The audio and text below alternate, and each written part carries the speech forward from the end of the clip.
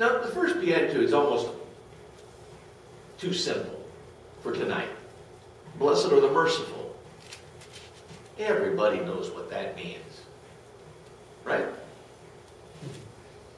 Blessed are the merciful, for they shall receive mercy.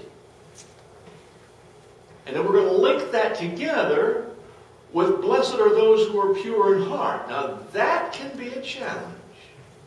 All right? That can be a challenge.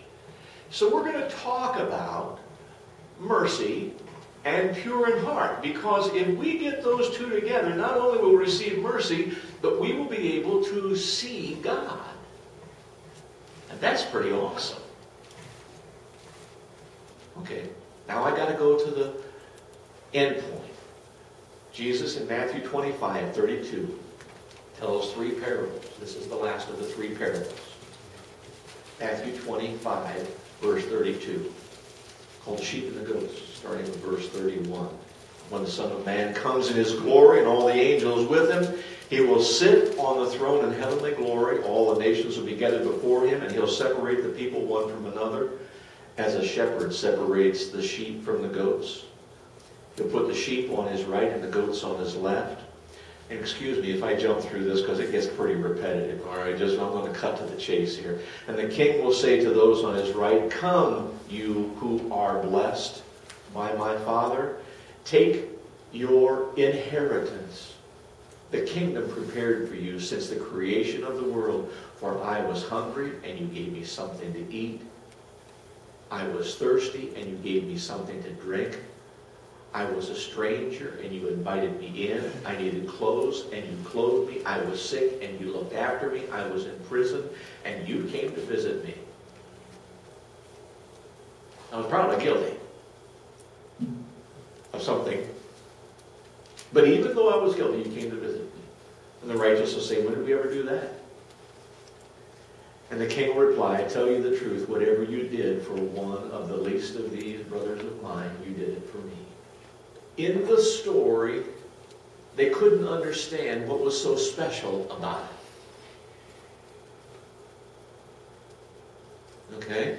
They couldn't understand, well, when did we ever see you in that condition? But when you live a life of mercy, you have the heart of God. Now, you heard me, you have the heart of God. Because we said we were going to link two Beatitudes together. Blessed are those who are pure in spirit. Pure in heart. How do you get to be pure in heart? You have the heart of God within you. Jesus Christ in his Spirit takes away all of our selfishness, takes away all of our personal agenda, all of the things that we do to try and satisfy ourselves, all the things that we might get in the way of doing what God wants us to do. He wipes that all away and he puts his heart within us. And suddenly, we see the needs and we want to respond in some way to the people who are around us. The two Beatitudes are hooked together. Merciful life, putting mercy in action, comes out of a heart that's pure. It's God's heart. It's God's attitude about people. It's God's vision of who's important and who's not.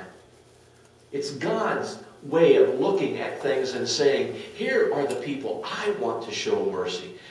You remember the man who was born blind? When you were somehow poor and you were somehow sick and you were yucky and you were dirty and you weren't allowed in the temple. Only people who were clean and who were well could go to the temple. The beggars and the people that were yucky had to sit out front. They couldn't even come inside. They couldn't offer sacrifices, even if they had the money. And you know why they had to sit outside? Because everybody said they were cursed by God. That's how they got there. That's how they got sick. That's how they got poor. That's how they got destitute. That's how they got dirty. God is angry with you. And he's putting his judgment on you. He's mad at you. So we can be mad at you too. He's taking out his wrath on you. Well, when Jesus gave him back his eyes, made new eyes for him, and, they questioned him, of course, immediately came back and started questioning him. And they said, we know that you are a sinner from birth. We know you're a sinner from birth. Yes, I was when my eyes were all twisted around. Everybody said I was cursed by God. All my whole family, my mother and father, lived their whole lives since my birth with the judgment that somehow God was angry with them. That's why he gave them this disfigured child. And they finally even had to throw him out, saying, you've always been cursed and you're always going to be cursed, when God himself had given him new eyes. Now try and figure out that logic. God gave a man who had never seen eyes. And they still thought he was cursed. I want to just take you to Luke 16, if I can. We're going to spend more time in Luke tonight, but verse 19. Luke 16:19. There was a rich man who was dressed in purple and fine linen, lived in luxury every day. At his gate laid a beggar named Lazarus, covered with sores, longing to eat what fell from the rich man's table. Even the dogs came and licked his sores. Time came when the beggar died. The angels carried him to Abraham's side. And the rich man also died and was buried. In hell, Gehenna, where he was in torment, he looked up and saw Abraham far away with Lazarus by his side. And he called to him, Father Abraham, have pity on me and send Lazarus to dip the tip of his finger in water and cool my tongue, because I'm in agony in this fire. Now, Jesus is telling the story. You can go ahead and finish it if you like, but he's standing in the temple. He's building this story on the basis of the geography of Jerusalem. All right? When you were a beggar and you were considered cursed by God, because nobody that was loved by God would end up laying in the street sick with sores. I mean, this was the most pathetic display of God's wrath anybody ever saw. I mean, this was so completely despicable and disgusting. This guy laying there by this rich man's door was considered trash because God hated him and everybody else did too. Rich man didn't have to pay any attention to him. He was as good as dead meat. When you died, they'd come along each thing in the morning with a cart. And people that were unclean and never had any other part in society would come and take a hold of your diseased body, and they'd put it together with the rest of the bodies of those they found in the street each morning. And they would roll you down the hill and all the way down through the center of the city, all the way down through the dung gate, and out into the city dump of Jerusalem called the Valley of Gehenna. And if you got thrown down in the Valley of Gehenna, it was so that your diseased tissue wouldn't infect anybody else, because that smoldering cauldron of trash and garbage just would slowly consume all of the diseased tissue that was left on your body, and it would slowly become unrecognizable, and it would slowly dissolve. Just like a leaf that slowly starts to get some orange around the end of it, and it curls up and slowly just disappears, turns into kind of a black crinkle. Well, that's what happened to the bodies that would be thrown down in Gehenna. Now, on the side of Gehenna over here, there was the Kidron Valley, just below the city of David, where David had lived. And then over on the other side was the Mount of Olives. And the Mount of Olives is the big cemetery. The big cemetery is set up in such a way that if you're one of the influential or wealthy people considered to be blessed by God, or you wouldn't have been wealthy and healthy and lived a long life, had a big house and a nice car, and, all the fine things, you would get buried way up at the top of the Mount of Olives in one of the big family tombs. And lots of people would go up there and say, wonderful things about you. And ladies, oh, have you ever been to the Holy Land? Did you hear the Wailers? Did you hear the Wailers? I can't do it because I'm not a lady. I'm not a soprano. But they chose people to wail at funerals. And they go, and you put that up an act. All right?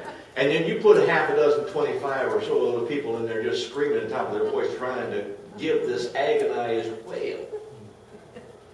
As they travel down through the city, this wonderful, godly man, one who had been blessed by God, and all the way up on the Mount of Olives, clear at the top. And they'd put him away, and they'd all put their stones on top of the tomb. Now understand, the tomb in those days is different than ours, because it was a stone box that everybody used. In that territory, you don't dig a hole in the ground and don't put dirt over or anything like that. It's a box, it's a family. And because of the temperature, because of all of the heat and everything, things decay fairly quickly. And so when you put the next person in, you just gently push the former resident kind of off to one side and then off to one side. And then you gently lay the newest occupant in the family tomb in there. It was called laying him with his fathers. You heard that expression? Placing him with his father? That's what it meant to have a family tomb in Jerusalem, because they used the same tomb for generations. And they just kept kind of gently taking what was left, pushing it off to the side, laying the new person down in the middle. And then over time, there'd be room for somebody else to go in there next. Okay? The picture Jesus is showing is they take this man's, they call him Dives, and church history calls him Dives. They take him up to the top of the mountain over here, and they lay him with his ancestral family, while they've taken the beggar named Lazarus and just kind of pitched him over the edge down here into the city dump. But when they woke up, the positions were reversed. You follow? Abraham, over there on the top of Mount Olive. Don't read this as though it was an accurate historical account. Abraham was buried about 90 miles south of Jerusalem, so it wasn't, it's not like that. But he was buried with his father. Abraham, send Lazarus. I'm being shriveled up in this stinky mess we call Gehenna. No. You didn't live with mercy. You didn't see that man who lived just outside your door as God's child. You got what's coming to you.